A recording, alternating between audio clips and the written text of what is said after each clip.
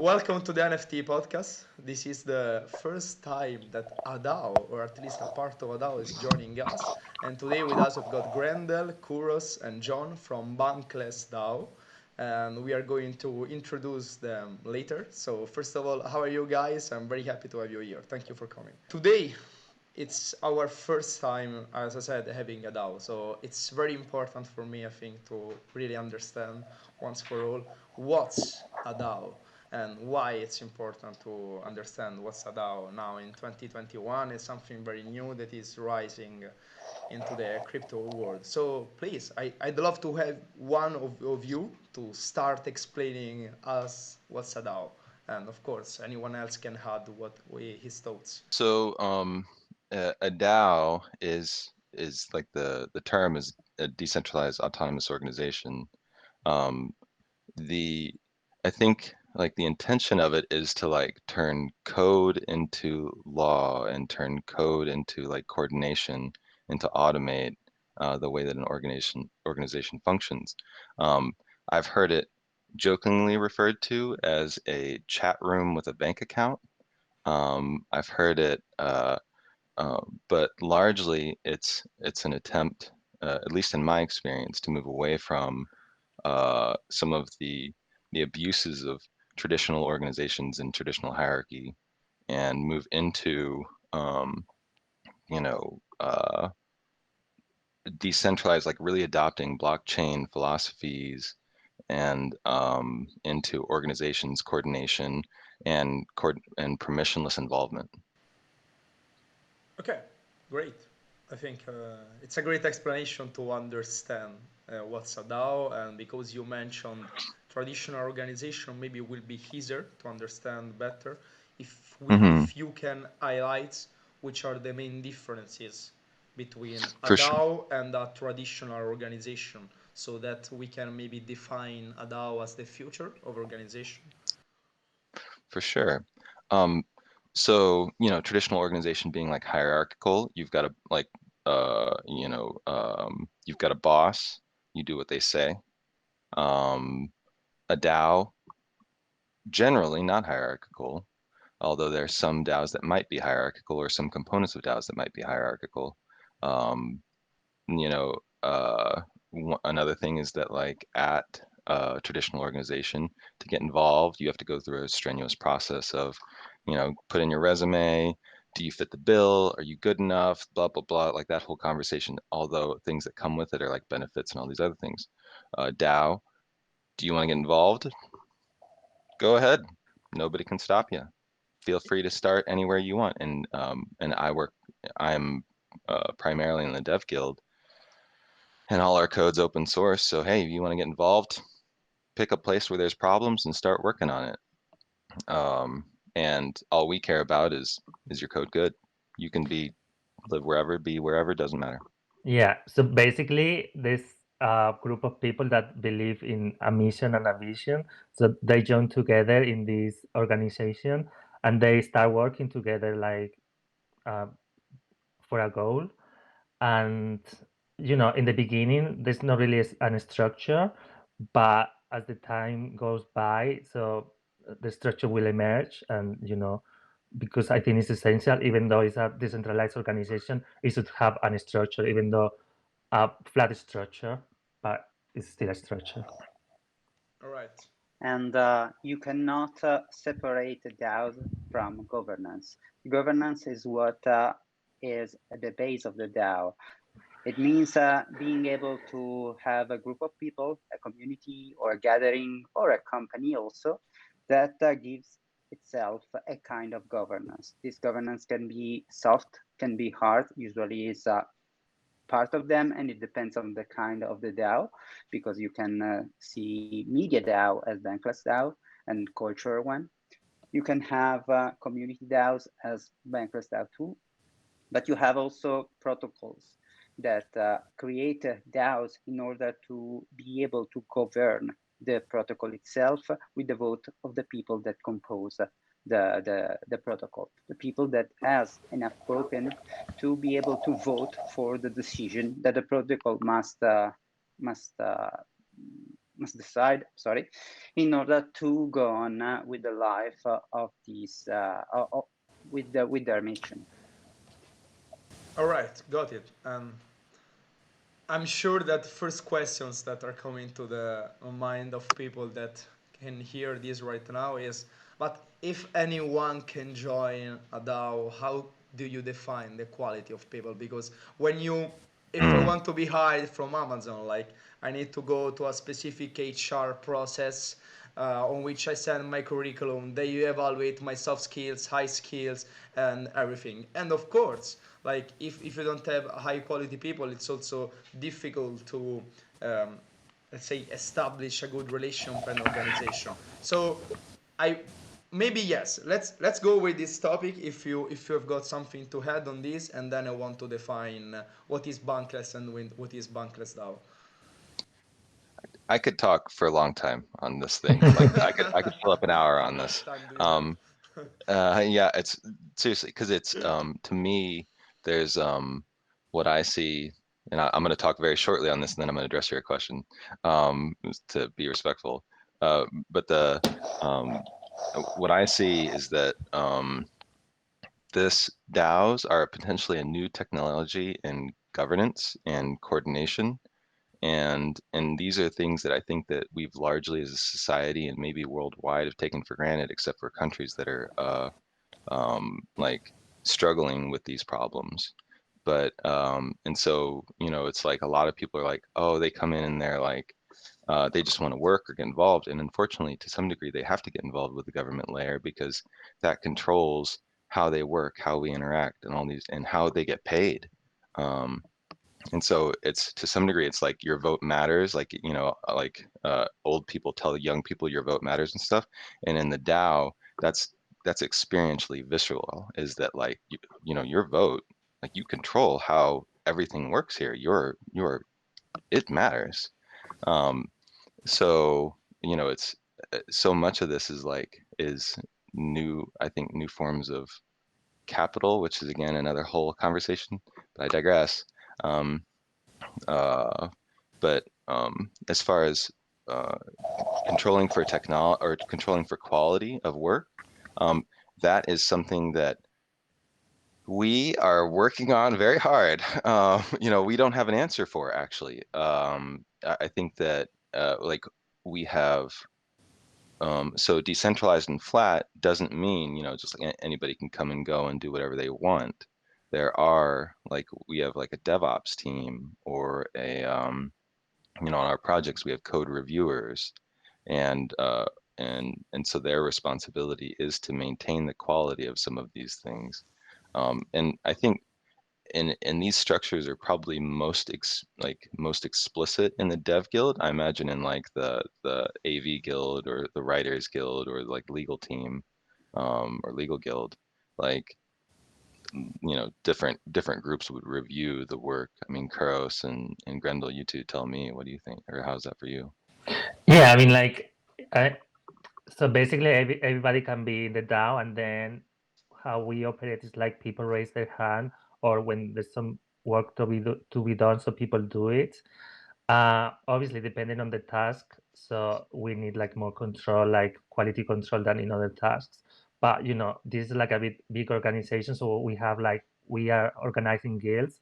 So say like departments, so each department is different. So obviously, probably you can have like admin work or like developers work. So obviously those are different. Like you obviously to do a developer work, you need to be able to do that, if you know what I mean. And admin work is like easier, but anyone can do it. Yeah, and we are talking about the actual structure of Bankless DAO. Not all the DAOs work like this, because not in all DAOs you can enter and work. But what you can do is buying tokens. You become a shareholder of the DAO, because this is what it is. You are a member of the DAO because you're a shareholder. You have tokens. And referring to your analogy, if you buy stocks of Amazon, then you are a shareholder of Amazon. And it depends how many shares you have, the more will be your decisional power. The difference between the DAOs and the real company is that DAOs are not just companies, not just product related. Some of them are not product related. Some of them are not service related. Some of them are just communities. Some others want to build something and not to resell it. There are people that create DAO together. They join a DAO in order to buy NFTs, in order to have an increased buying power, in order to buy a big NFT, as it happened for the Euler Beats one. So there is not an exact way to define one DAO, but you can define a group of organization that could be called DAOs, and all of them have something placed on the blockchain, and this is a token. A DAO is defined by having a token that is related just to this DAO, and this define the number of votes that an individual has once there will be something to decide, when there will be something big to decide, I would say, for Bankless DAO, because if we are starting talking about consensus, we have two kinds of consensus. We have the soft consensus that is made by the forum post or the Discord post. And here is where democracy lies, as Ice-Cool said, because each one count as each other. It is not a matter how many shares or tokens you have. But if you have to talk about the survival or big changes on the DAO structure, then it's the number of the token you have that counts. All right.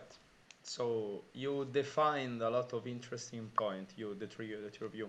You basically say that the quality control happens because you pay for work. Let's say so. At the beginning, if you really want to join the DAO, you need to make an investment. So it's supposed that if you are making an investment, you are a good person. That's really interesting in the mission. And it's also interesting to highlight the difference between if I invest in Amazon, I cannot work and contribute. Okay, yes, I give money to Amazon, but I don't personally work for Amazon. But if I invest my money to buy this token, I can participate. So that's the first layer, let's say, of quality control. Then, of course, all the topic about governance that you mentioned. And then I think also that if anyone can enter in the DAO, there is anyway a certain point in which if someone is not well behaving and it's not playing good, there is maybe a possibility to kick him or her out from the DAO. Is it true? Is it happened? I don't know. Maybe I don't Well, think the blockchain doesn't work like that. In You cannot theory, force anyone to theory, sell we their tokens. in theory we could do that, but we haven't figured it out yet. Okay, So, okay. No, okay. That's right.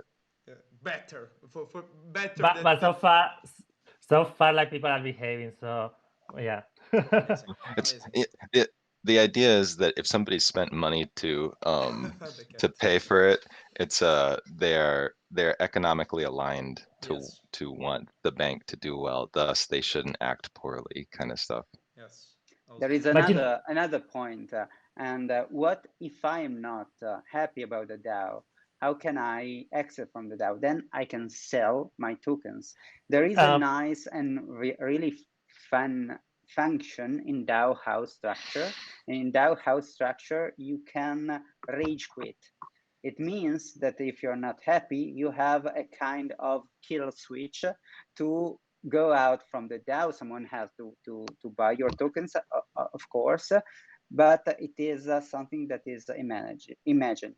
But if you're not happy and the people are not agreeing with you in something, then it is like being in a country. You won't be able to find any country where everyone will be happy and everyone will behave correctly, and then you cannot strip him from citizenship. There are ways to manage the governance of the community, of the DAO, of the protocol and such. They are based on voting. So you will go on even if there is some kind of not on decision, but people that are contrary to it, because when you go and vote on on the blockchain, so it is the maturity that counts. Yeah, I wanted to add like you need like 35,000 bank at the moment. Bank is our token in Bankless DAO. But even though you have that amount, it doesn't mean you are in the DAO, so you need to join the DAO specifically. So you can probably hold the bank, but you don't want to be in the DAO. Like it's your choice if you want to. Okay. Okay, great. So So it's like a club, you know. You want to be in the club, you just need to have 35K, but you don't need to be in the DAO if you don't want to. okay, great. So I think it's time to take a step back and talk about what's Bankless and then what's Bankless DAO. So maybe for you that you followed Bankless from the beginning, it's interesting to let our people understand what is Bankless.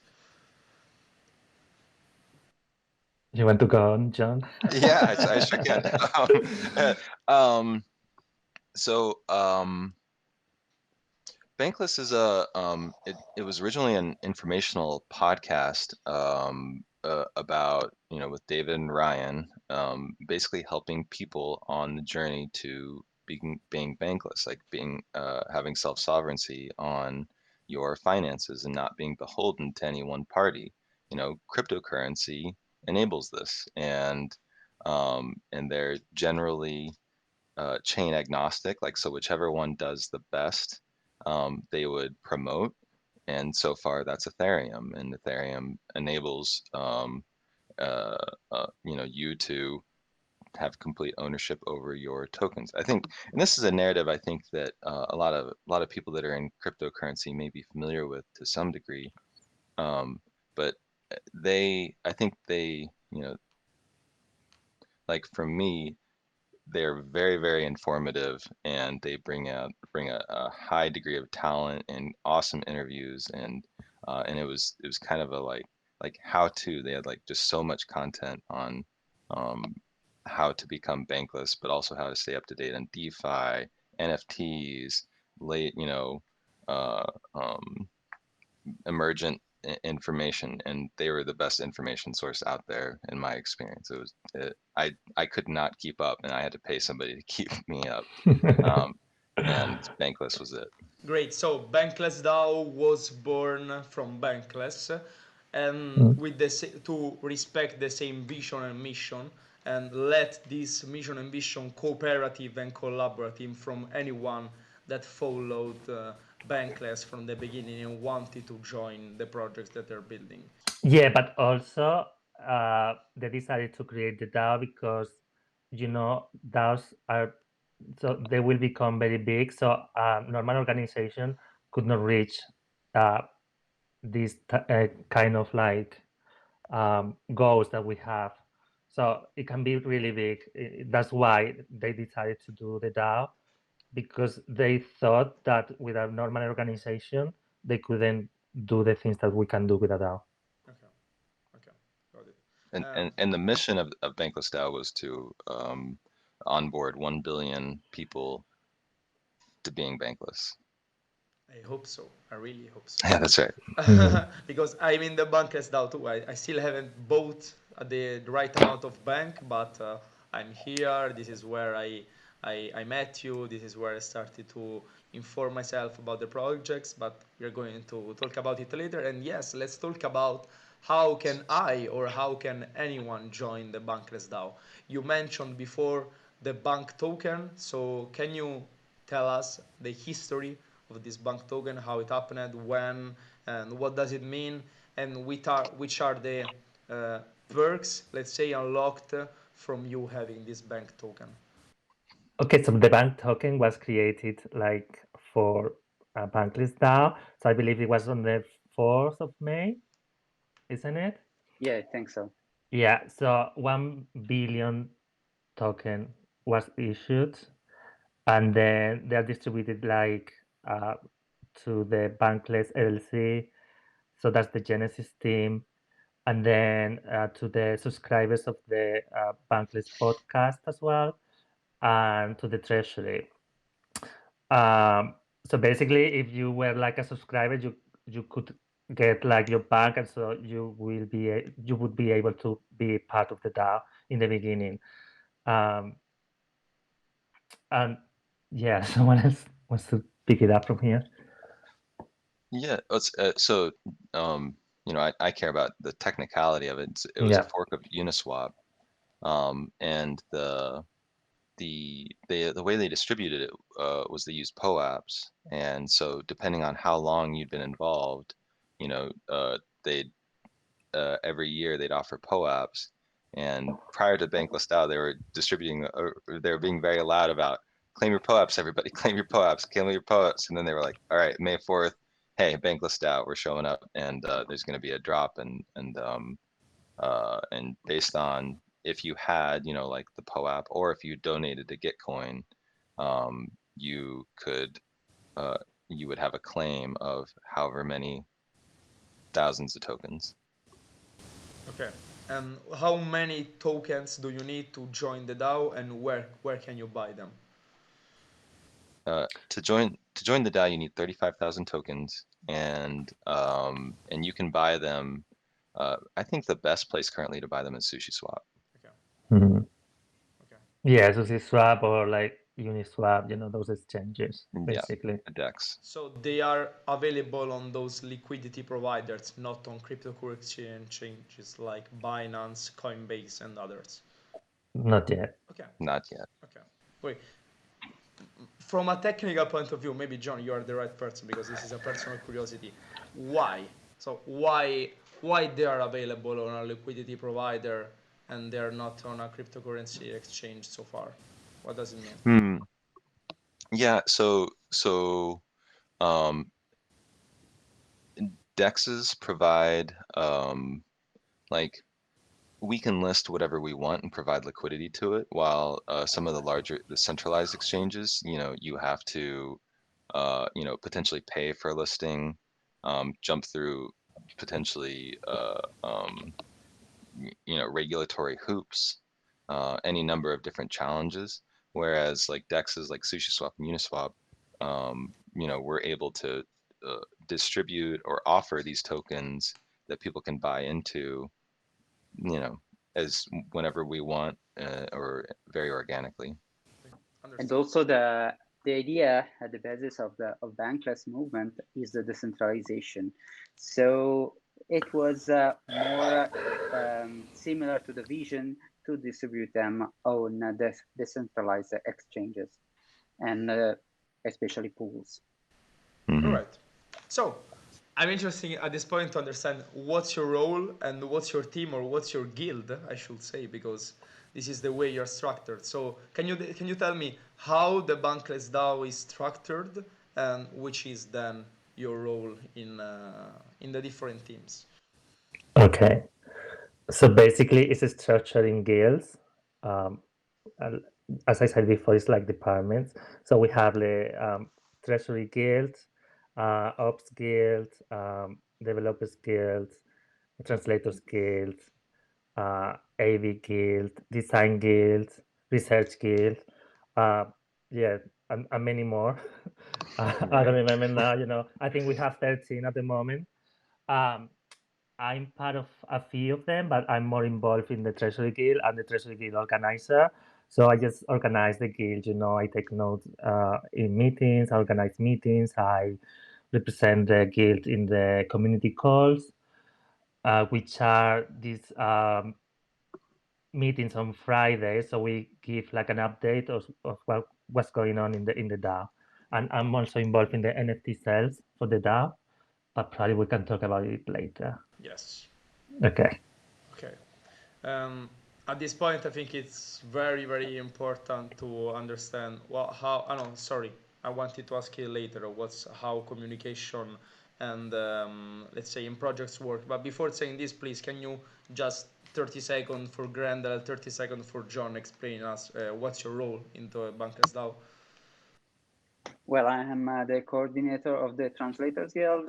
We take care of translating the DAO contents in other languages. And then I work with Ops Guild, Marketing Guild, and we three are part of something that is called the Grants Committee that is intended to be able to help all the projects and the guilds that need fundings to receive them after they will submit the proposal. And I'm part of the Dev Guild, and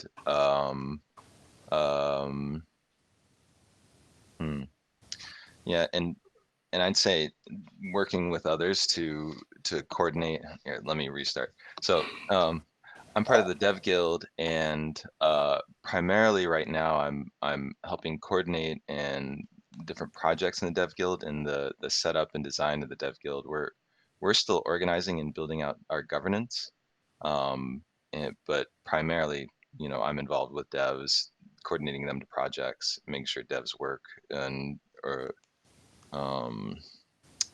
devs have work. I'd say coordinating work to devs. Yeah. So And also, even though we are starting like to define roles, but many of us like have different, we do many things in the DAO. It's not like just one role, we are all over the place, like doing things here and there, all the time. okay, I got it. And you mentioned more and more time coordination. I think that's a word that you are now used to repeat every day. How do we coordinate? How do we coordinate better? Because it's very difficult to not uh, having this new kind of organization of structure that of course will be completely different from 5 years to now. So it's something that you are shaping, like you are in one of the few and first DAOs of the world, so you are literally shaping the world of DAOs in what you're doing. And so I'm very interested in understanding how coordinations and how communications work. So which tool do you use, and in general, anything else that help us understand how do you coordinate the best in the projects that you make? Because I'm afraid that sometimes can be a mess. So what do you do? Okay, so we have our main tool for communicating or organizing the DAO is Discord. Uh, so that's the day-to-day communication happens there. Then we also have Notion, where we organize all the information and all the projects. They upload all the updates there. But basically, so Discord is the main tool for organizing the DAO. So we just like communicate there, like the new projects, and people can talk about projects there, and they squad up. We like to call it squads instead of group. Um, Okay. and yeah, so like mainly Discord is like our main organization tool. So But let me. basically, so what people do, like we have a project, so we just need to coordinate and deliver that project, whatever it takes. Okay. So Anyway, just 1 second. So anyway, let yeah, me make sorry. one example. Let's say of a project. So you start basically someone has got an idea, goes on Yeah. Discord and pitches that idea to someone Hmm. else, to the community, to the right server into Discord. Then, if this idea is being followed, you create at this point some document on Notion. The Notion is the database where you keep all projects, and then you've got a sort of um, maybe weekly schedule in which you update on the projects, you update on meetings, and you have got this shared file that, of course, anyone can also see. And I think it's also amazing when you think about organizations that are closed into blocks, so the media team doesn't know anything about what the sales team and the tech team makes.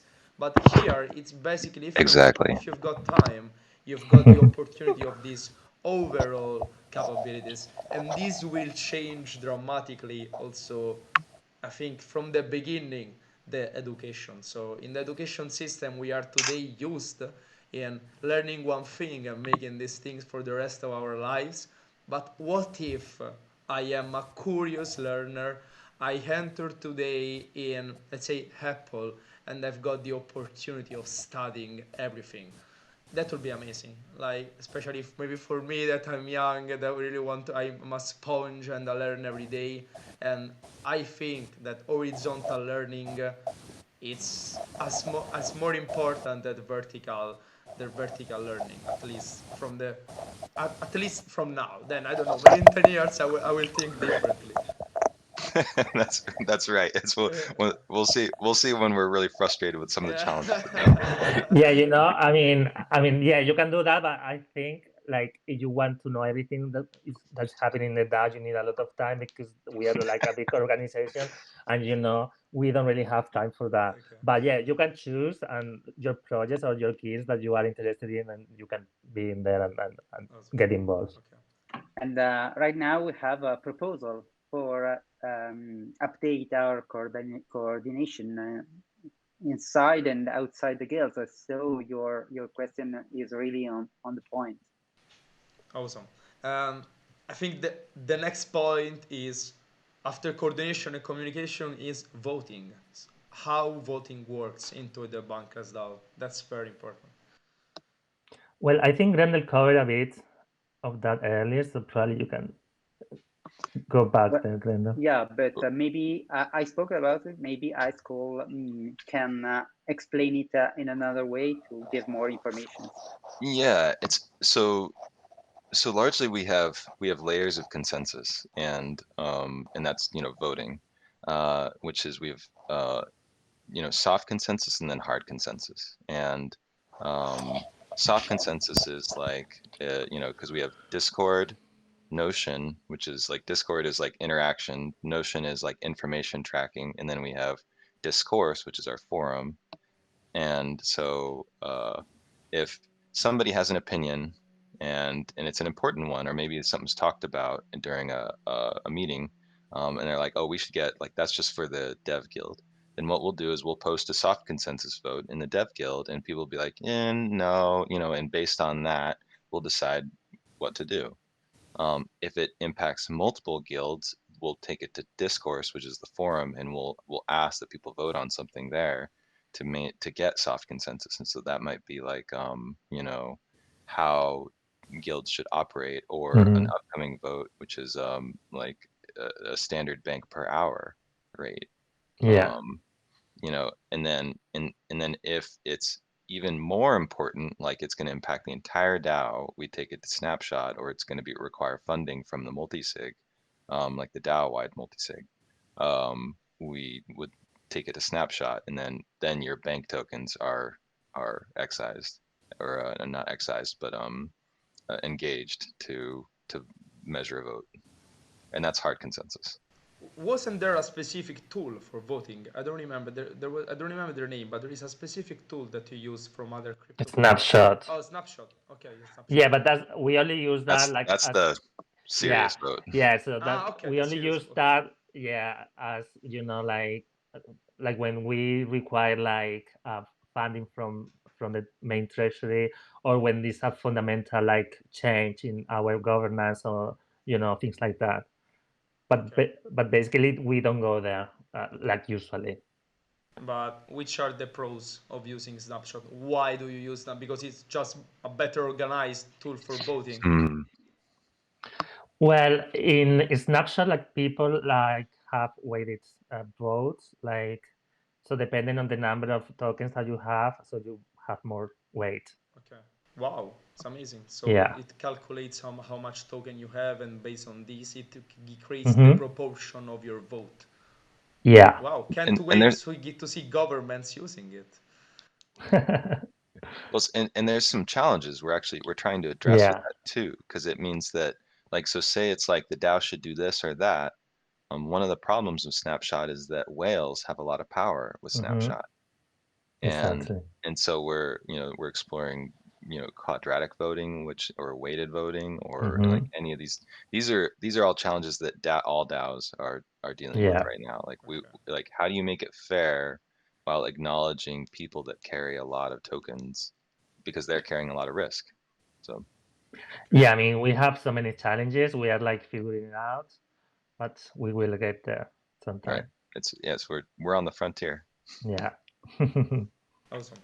Um, my next thing that I want to understand is really why a DAO is a better way to build communities. Because we are into this NFT world, we are into this crypto world.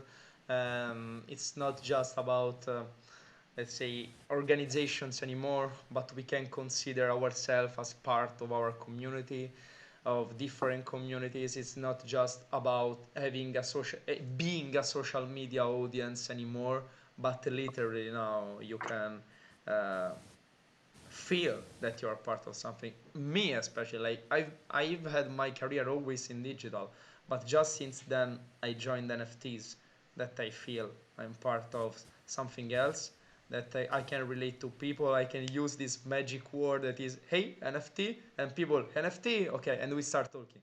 So That's right. it's very easy. It's amazing. And why? So why DAO are a better, not tool. I don't think it's the right word, but why DAO is a better way to build communities, in your opinion, in your personal opinion, I think. Well, for me, it's because people share a mission and vision, and they work together to accomplish that. And like because we are a decentralized organization, like everybody has a voice, so everybody owns a bit of the DAO. So that's a sense of owning something. Like you work for something that you believe in as well. So that's for me the most important part of being in the DAO. Yeah, you are a part of the DAO also, Yeah. because it aligns. If you work a lot on it, it means that it aligns to what you think and how you would like the world to be and how the world should become.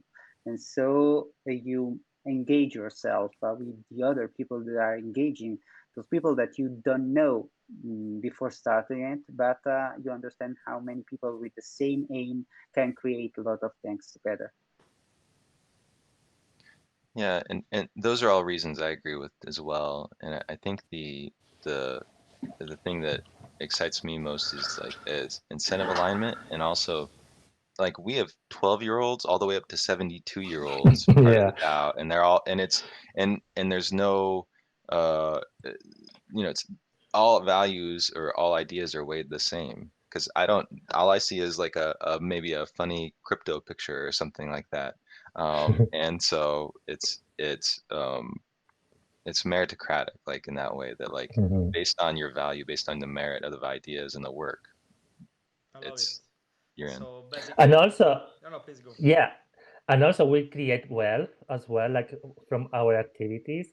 So it's in our best interest to keep this like successful as well. So we work really hard, like That's for me, I spend hours and hours, and for me, it's like nothing. I mean, I'm very happy to be in the DAO, like doing all these many things. It's amazing. It doesn't feel like a work at all. Mm-mm. Wow. So yeah, basically a And you DAO learn a really, lot, and you learn a you lot learn a while lot, you're of doing, Mhm. course. because there are other people that are doing those stuff, and you learn from others, and or you learn together. And I can tell you that it is really, really amazing. And yeah, I think that, and you touched a good point here, that this is also the why, because I started this podcast, because I learn when I speak and I learn when I communicate.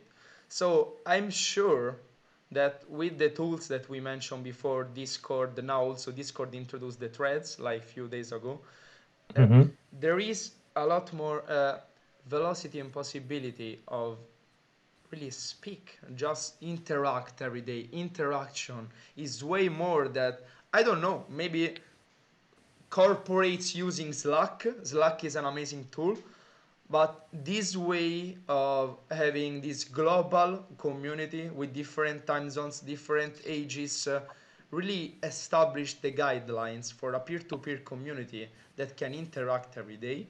And I think that there is also this funny thing of anonymity. Sometimes you said before that it's the first time you see your faces, that doesn't create frictions in thinking, oh, that's just a child, or it doesn't create bias and prejudice of thinking that this person has got. We have got all different ages here. I'm 24. I don't know how old are you, but of course we are very different here.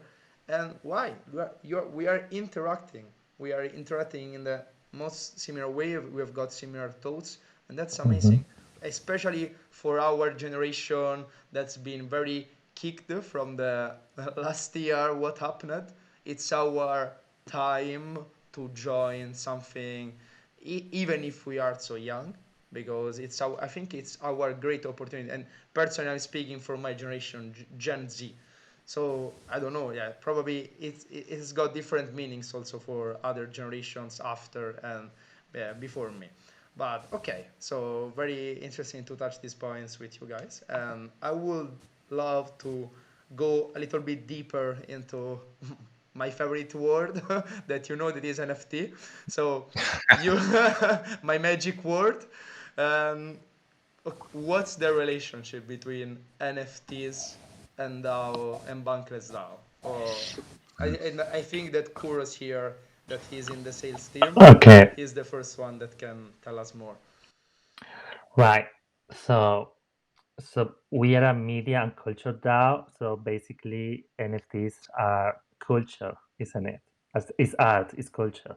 So we collaborate with artists that share our vision and values to create NFTs. So it's a way of supporting us, and we support them at the same time because we can give them exposure from our fan base and the DAO and things like that. Okay. You can have also a kind of link between any DAO and NFTs, or just not any DAO. NFTs, as we know, are intangible but unique assets, digital assets. When we think of those assets as art, as collectibles and such, we can see them as a source of enthusiasm or a source of a community, people that can have the same emotions on these NFTs. They can be the soccer team cards, they can be art, they can be anything. And when you have something you love and a community, and this something you love, it is on the blockchain, and maybe it can originate fungible tokens, then you can start a DAO about it. So you have a DAO that is a community of people who love something, who usually are not able to talk to each other because they are completely unaware of other people that love the same thing. But being in a community and sharing an emotion, but sharing also a token, could make it a DAO, could build a DAO. And this is another way that the two could link. And then there is the third option, that is the one that we mentioned before, when people come together in order to buy NFTs, very pricey NFTs, or tons of NFTs. And Yeah, so we have many ways that we can see an interaction between DAOs and NFTs. but also in Bankless DAO we promote like everything crypto, like blockchain. So NFTs are part of that. So it has to be there. Well, and two, like Bankless Dow formed because of NFTs. The POAPs, Yeah. it's the POAPs were used as like an indicator. People holding these NFTs got bank tokens, and they were indicators of commitment to this idea of banklessness. So I think we're in the dev team, we're trying to creatively use NFTs because like we're trying to it's like, what is a dev guild member and what are the benefits that they get for being a member, and how do we track, are they a member? And it's looking like to some degree, it's like joining meetings and being part of certain things. Like we'll distribute NFTs to those people as POAPs, and that will kind of grant you dev guild membership, you know in addition to some other things. But Yeah. yeah.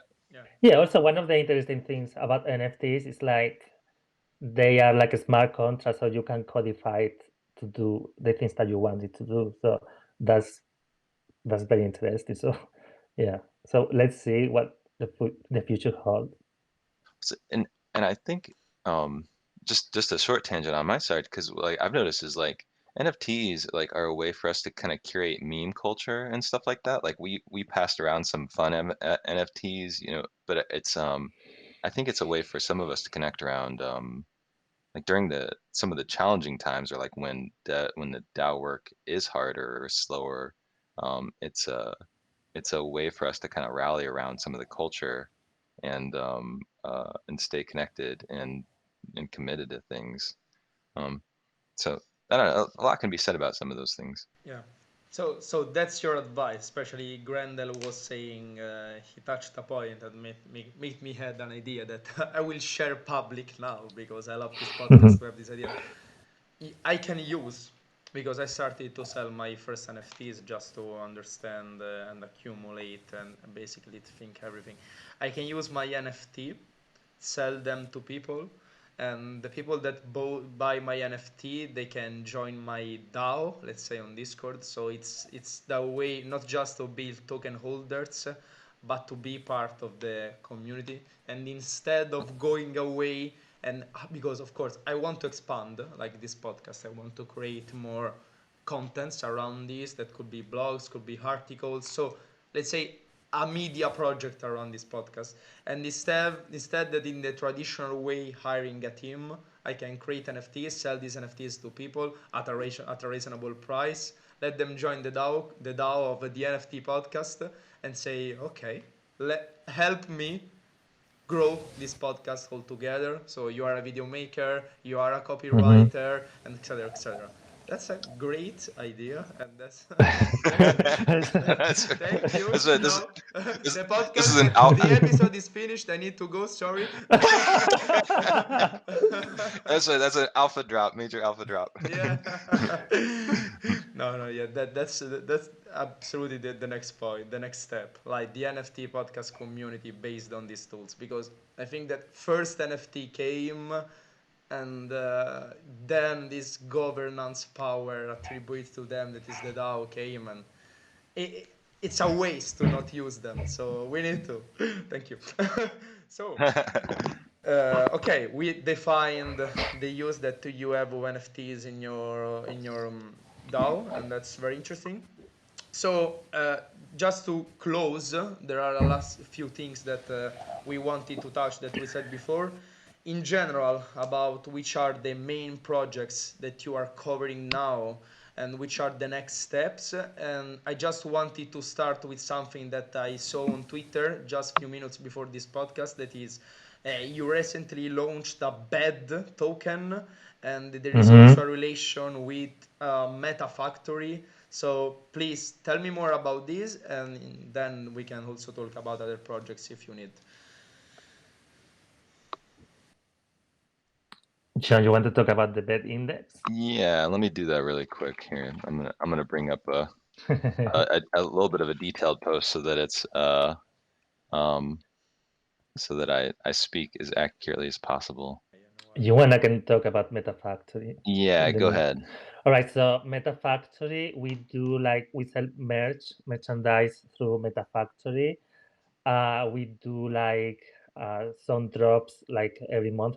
I think probably once a month or probably twice, and these are like time drops. So usually it's a few days, so you can only buy in a few days. So and then we are also planning about having our regular merchandise shop as well, which is gonna be like regular like Bankless Dow brand merchandise, and like a regular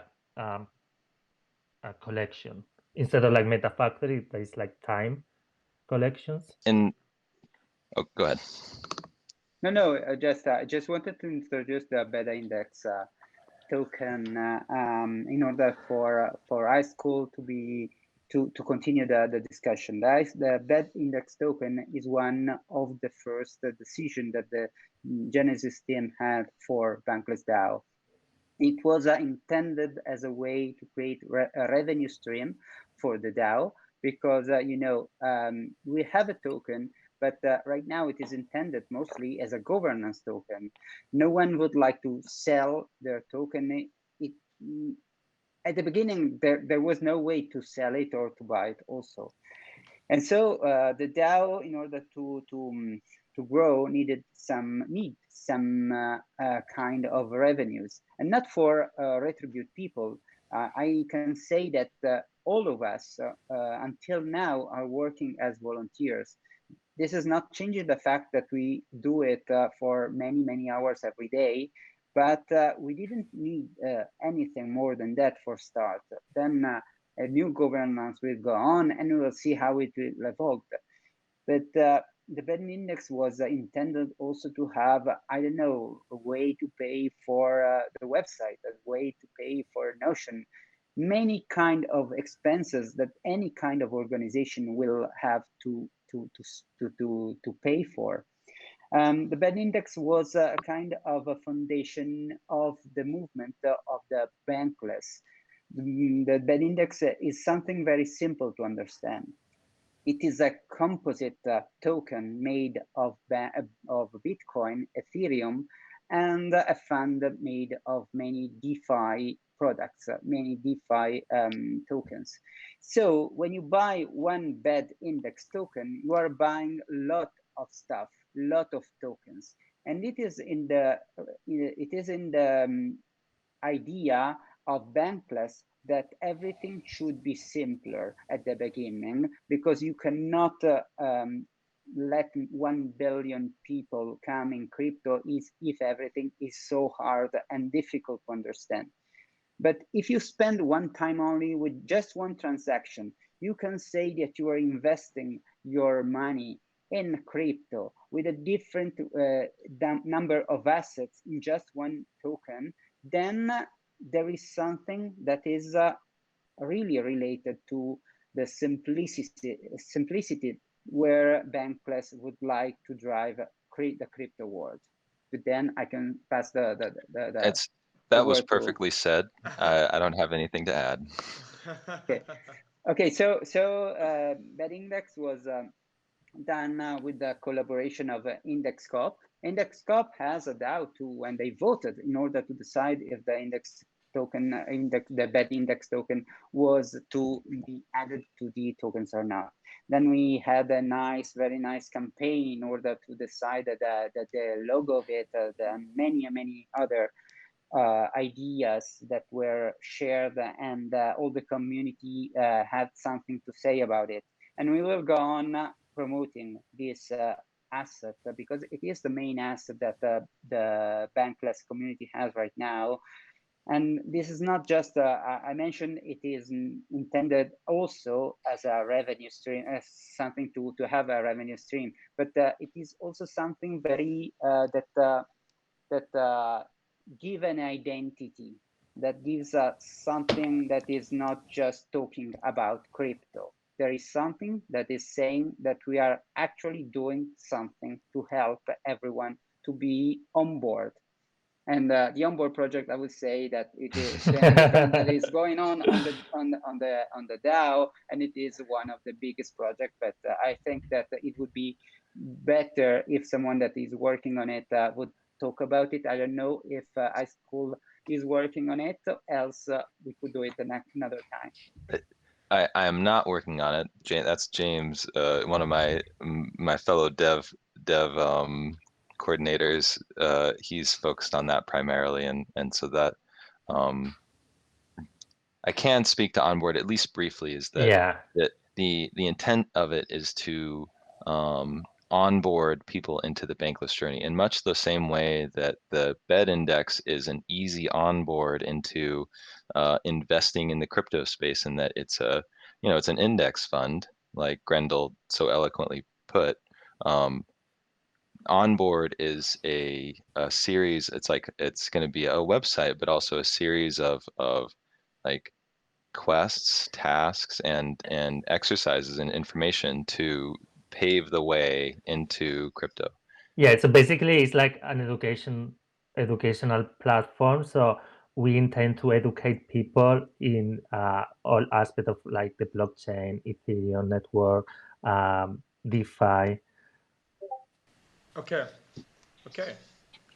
Now I got why you created this bad token, because for people that doesn't want to, that are not interested in having this governance power and working day by day on this, but anyway you use the bad token, the bad fund, as a way to educate them, because what a better way than let them buy something. So when you spend your money in something, I hope that you know what you're doing. But yes, basically it's the right, it's the proper way to educate. Me too. I made something similar. Like I'm creating the first NFT art exhibition in UK. It will be a physical exhibition, and that's the same thoughts that I had. How can I educate people into NFT? I need to let them buy NFT, because at this point they understand how to use MetaMask, where to buy Ethereum, and etc. Mm-hmm. etc. etc. So I think Yeah. that's the right way, and that's our mission as Bankless DAO, or as anything else, as early adopter in this world, to learn and educate, learn and share, learn and share. And we're very lucky that we've got these amazing tools that help us doing this. Okay, so just closing thoughts about which will be the next step, not of Bankless DAO, because we just mentioned it, but that's my last question is, okay, we over the entire episodes we realized which are the challenges of a DAO, that are voting, their coordination, and in some sense they also remind me some of the same challenges that the entire Ethereum blockchain has got every day. So it's a very hard work of game theory in creating the right infrastructure for the next generation of the web. So which are, if there are others, that from the macro perspective, from people Mm-hmm. that are listening out, which are the macro challenges of the DAO's world that people needs to work on over the next 1 or 2 years? Which is your call Um, to action to the I Mm, DAO think world? I think the biggest challenge that we face is regulations. You know, mm, uh, obviously we don't know what governments are gonna do with all the cryptosphere. Um, so we are like in a limbo, and like we need to fight that as well. So um, we'll see what happens. The other challenges that we can see that are internal to the DAO space, crypto space, are how the governance systems will evolve. And a second point that I think that will become very, very important in next month is what it is usually called the sharding in the blockchain space. So how DAOs can interact one with another, how DAOs can become a really one ecosystem and not just a kind of fortified city, one in the country, one in another country. Mhm. An ecosystem is made by people and systems that works together in a way that can understand together and such. So I would say sharding, but just because it is a very blockchain world. Yeah. Yeah, but I mm. think those challenges, yeah, those challenges exist, but those challenges, I mean, there are things that we can control, you know? I mean, we can decide how to proceed, but external challenges, I think they are more important. I mean, they're like, they have, we have the risk of of ending this like new world, if you can say that.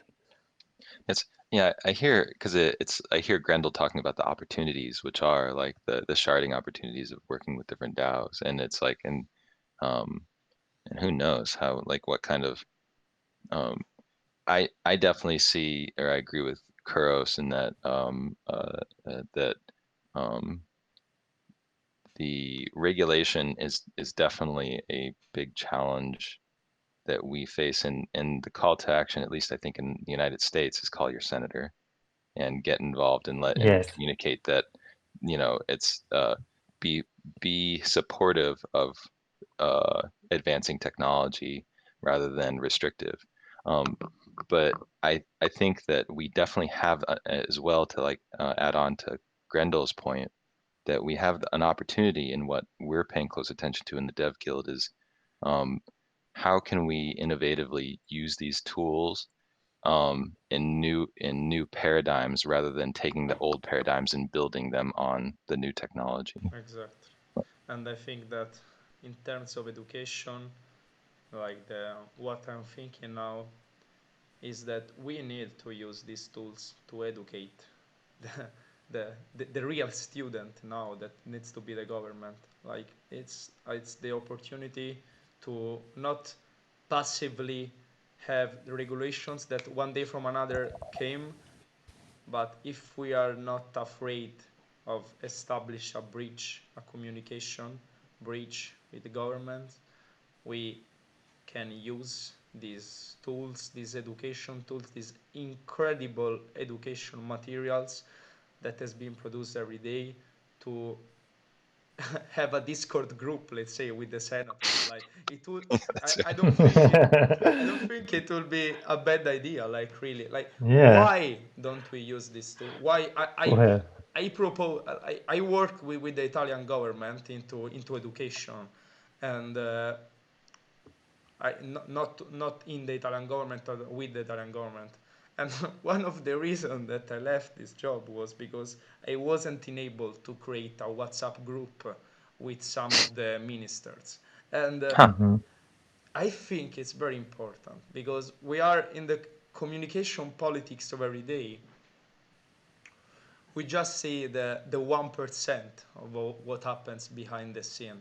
But what we need in politics in order to connect the public with the private is a day-to-day communication. And you cannot achieve this day-to-day communication with press, with general press. But we need to Yeah, use these tools as a bridge. Communication is but the next step. Yeah.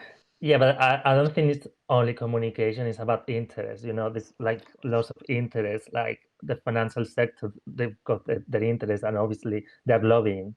So they're a big lobby. So Yeah, Francesco, I love your point. It's the ability to increase transparency and the ability to increase information distribution. Like we have that opportunity. Yes. Let's use it. Let's use it in the proper way before it's used against us, because I think that is going to happen otherwise. Like that's the possibility of shaping this new culture of communication between public and private. Okay, guys, thank you very much for coming today here. It's been a very thoughtful episodes full of ideas for the NFT podcast community too, and for everything that is going to happen over the next episodes, months, and years in this amazing community world that we are living now. So thank you, Bankless DAO, for coming. thank you for having Yeah, us. it's been an absolute pleasure. Very Thank fun. you, Yeah. Francesco.